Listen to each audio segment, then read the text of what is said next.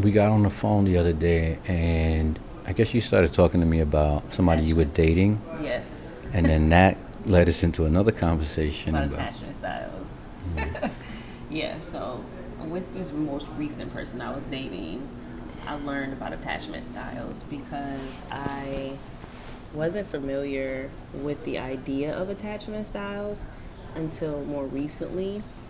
Um, 2 years ago, a friend of mine, I was going through like a breakup ish with a guy I was dating a couple years back, and or I was in a situationship, and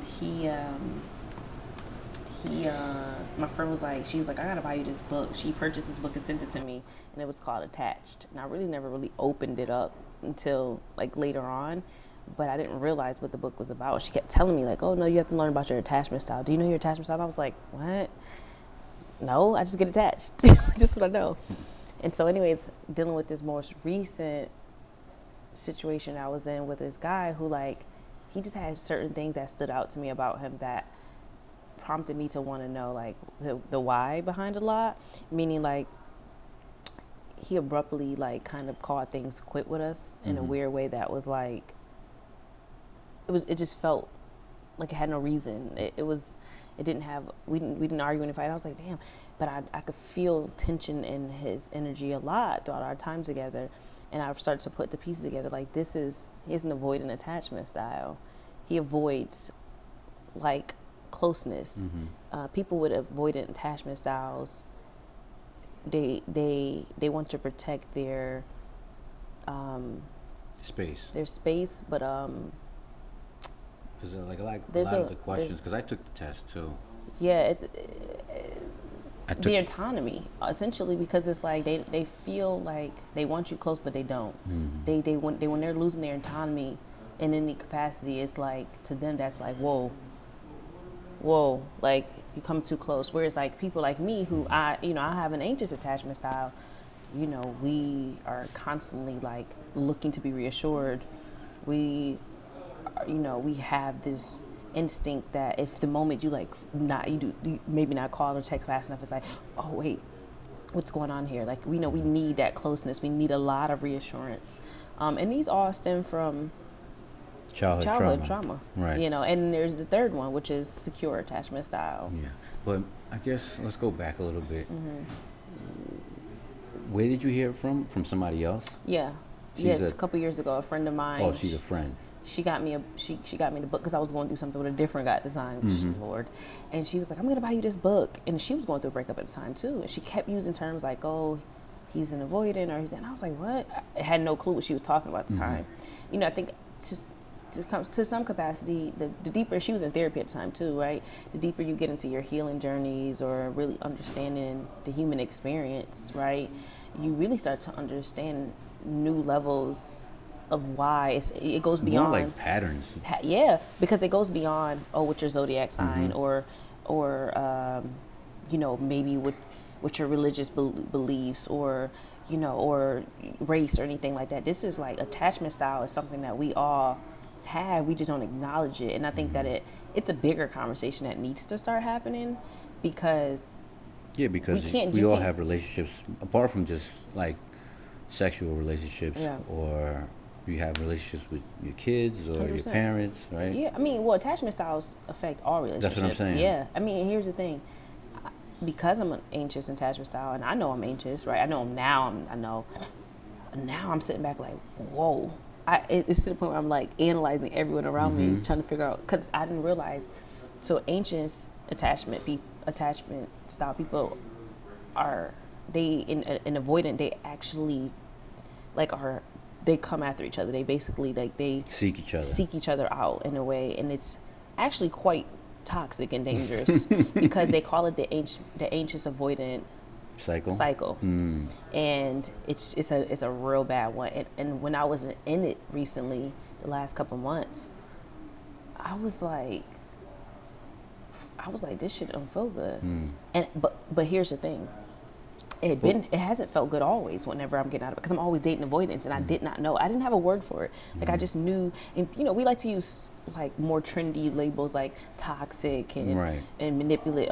But here's the thing, like sometimes, yes, these things can be true about a person, but sometimes if you look at their attachment style, you probably could have figured out that person was good from you from the beginning if you knew what to look for. Right. So can you spot somebody 100%. You get spots. without talking to them? No.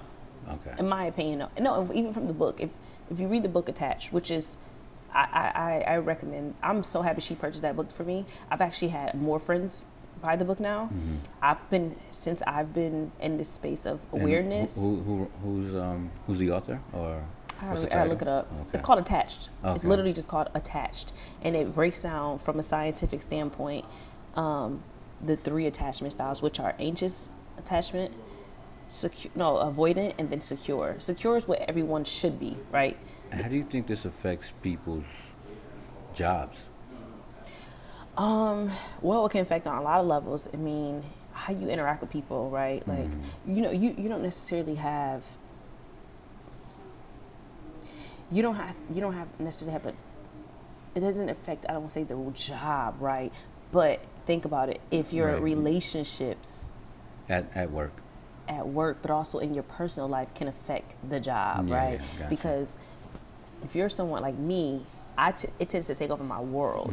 When I'm going through something, I actually, like, if I'm going through heartbreak or some type of like discomfort within my relationship, I can't function at a high level at work because it consumes me. And so that's how I think it most likely affects people who are dealing, say, with avoidance. They'll tend to act like they don't care. They care a lot, you know.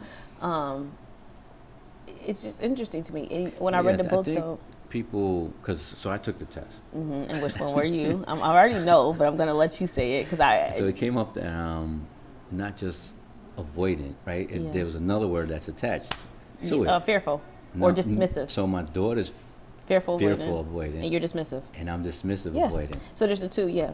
So that's what I was gonna say too. Then you have then with avoidant, there's the 2 variants of it. There's the fearful, which I didn't know. So the guy I was dating, I kept labeling him just avoidant. And then as I was doing more research, and I was going down a deep dive of TikToks and reading this book, I was like, no, there's 2 different kinds, right? I was dating a fearful avoidant. It was not necessarily that he wasn't the dismissive. He didn't, because I was like, he don't really act like that. And I was like, oh, and then you start to see the 2. Yeah. Then there's this other, I forgot the exact name, but there's a combination of anxious and avoidant, and that's also a variant where the person can Is that be secure? both. No, secure is in his own. Yeah. So I had a couple of people take the test. So I had my ex-wife take the Okay. test. And What did she come back as? Anxious. Anxious. I knew it because you're avoidant. And she was like, she got so depressed about it. Yeah. And then I had my daughter take the test. She came up fearful avoidant. And then her mother was right there, so she took the test as well. And she came up secure, and me and my daughter were like, nah, there's something wrong with this test.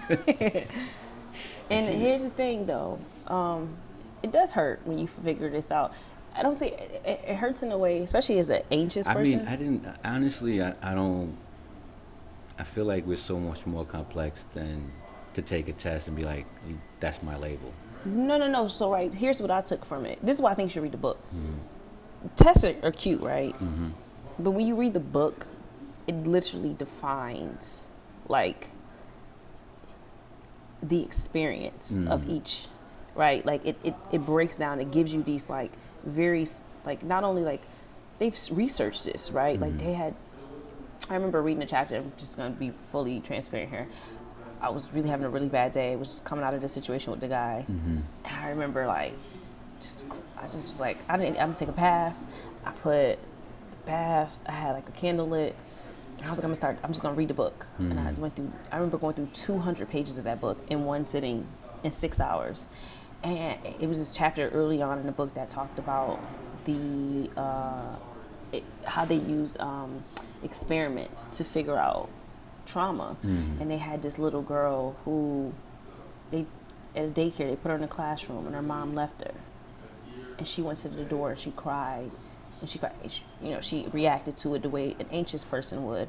And then they did another experiment where a child parent left, and they didn't necessarily cry, but when the parent came back, they rejected the parent, and that was the avoidant, right? And so I read that and I cried a lot because it made me realize like my abandonment issues, and it made me realize like the inner child in me was still like crying out for certain things, and I didn't realize until, like, I knew, but you don't know until you know. And I was reading them, I was like, I can feel my inner child like crying listening to that right now, you know, like, and reading that. And so I think essentially it's like, no, it's not about a test, but when you do, like, I'm in therapy. I've been in therapy now for 14 months.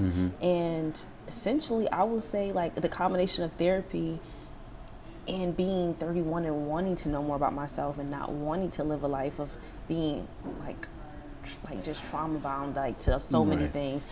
Just unaware, basically. Just super unaware. I'm like, I want to know about myself. So this kind of, like, to be honest, that was my takeaway from him. It's like, maybe I needed to learn about myself through that experience. Yeah, because it's like, I wasn't even aware, and I didn't realize, like, when I started to look back, I was like, yo, you ain't dating nothing but avoidance. I don't think you dated a secure person yet. And so when you read the book, they talk about 50% of the population is secure. The other is split between avoidant and anxious, right?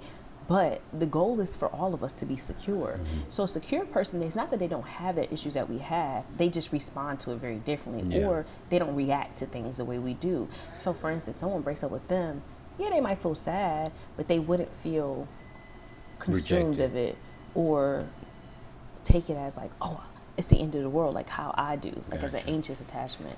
Or they wouldn't be so quick to reject or push something that feels good away like an avoidant does. And so that was the thing that made me feel like I need to know more about this, because it's not like my birthday. It's not like the zodiac. It's not like being a black woman. This is something you can change. Right. So I did bring it up to another friend of mine, and he was telling me that he was hanging out somewhere, and he just seemed like, I guess the girl he came across or something, like these were some of the questions. I don't know if he was on a date, but basically women like taking this like a little bit too serious, to where it's like, if I tell you I'm dismissive, avoidant, I'm completely like checked off. I can't say I know that to be true. I can't say I know that to be false, because I'm just learning about it myself. But I mean, so if you come across some guy today, right? And to be honest, if it's a pink flag for me. If I see dismissive or like avoidant behavior, it doesn't mean. But No, what if he tells you he took the test?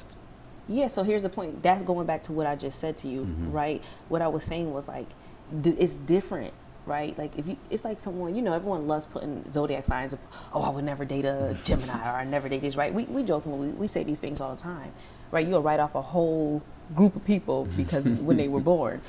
The beautiful thing about your attachment style is that you can change it. You can heal, and you can learn to be more secure. The goal is for all of us to be secure. So I can't say what I will or won't do, but I will say that, like, it is now that I'm aware, I am going to take that into account, and it is going to be considered like a pink red flag.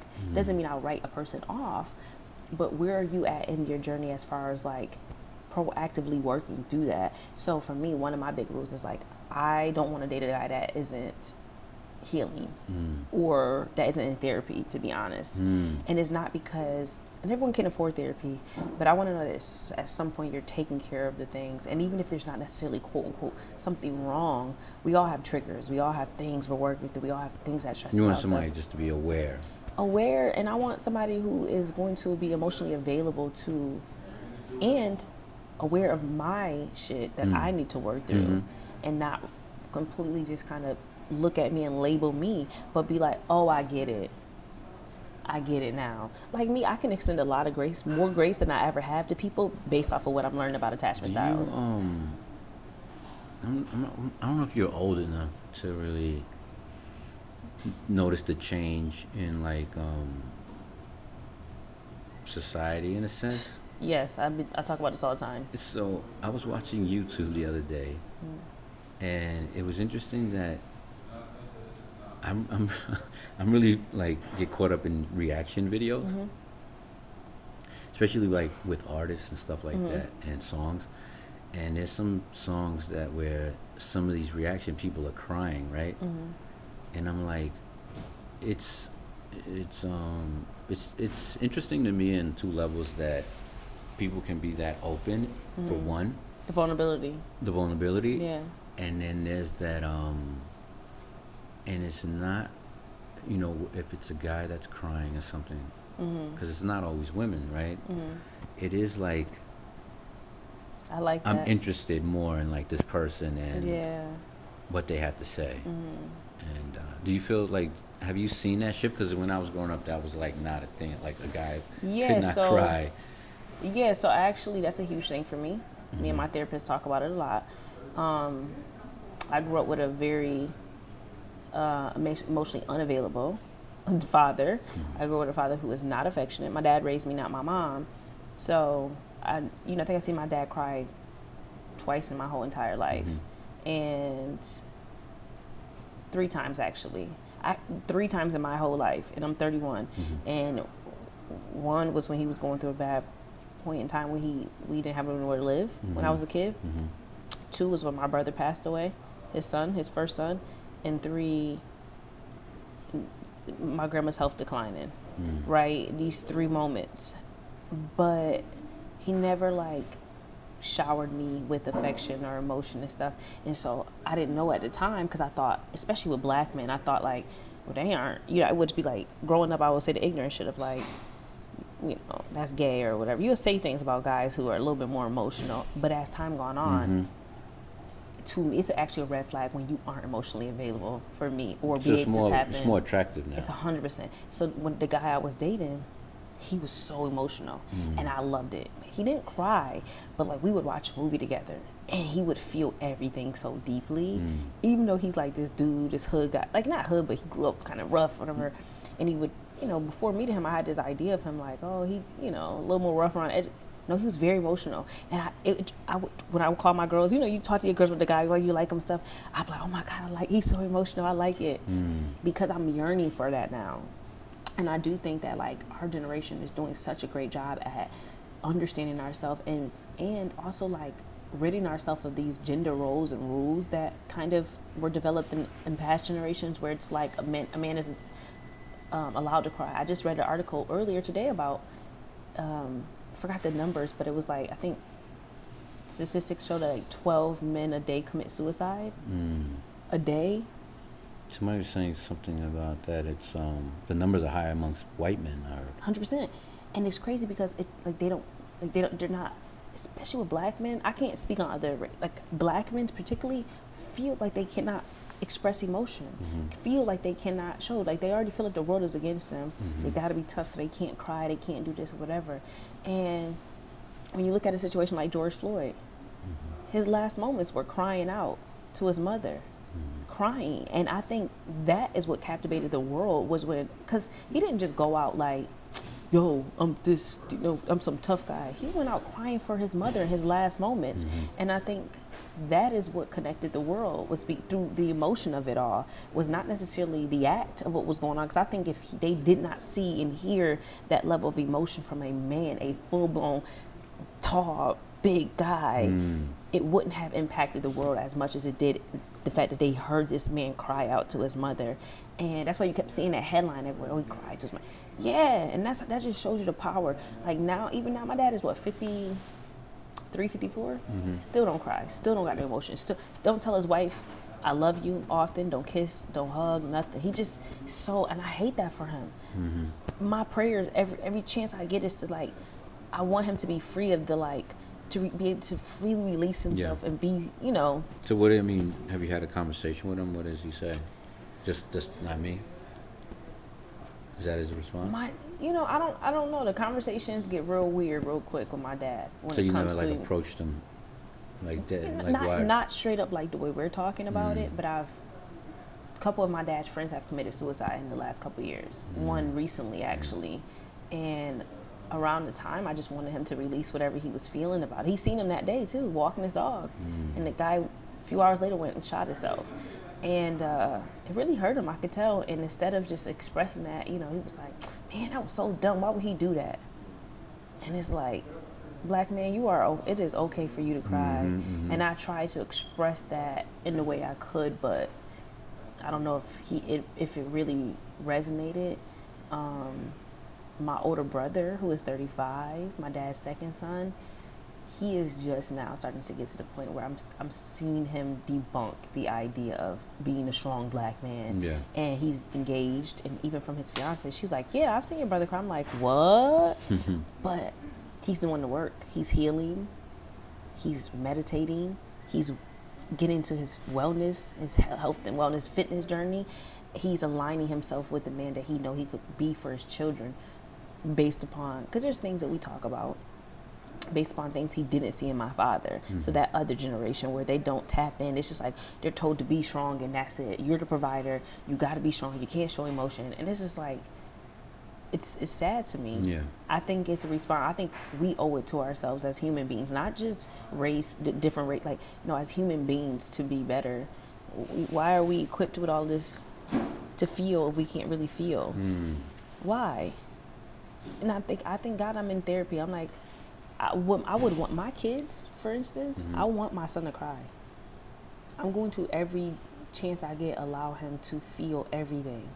I'm not going to tell him certain things. Oh, you boys aren't allowed. Nah, I won't even marry a man who feels like that. Right. I won't. That's a huge part of dating for me now, too. It's just like, I ask those questions. I asked the last guy, like, what would you do if your son was crying, or if he was getting, like, are you going to tell him, no, boys don't do that? No.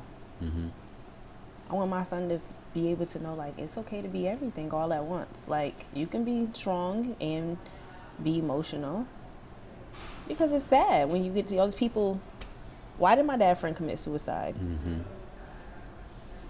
Yeah, I have a friend, he jokes around sometimes, and I guess definitely now with everybody being so, not sensitive, but just like, yeah, like if somebody says something, don't take it as a joke, you know? Like before, it would have been like cracking jokes. You're cracking jokes on them. No, I take it very serious. You know? And because a lot of times when we are in pain, we say it in a joking manner. And so I sometimes I don't know when. I've asked them, you know, how serious is he when he jokes around like that?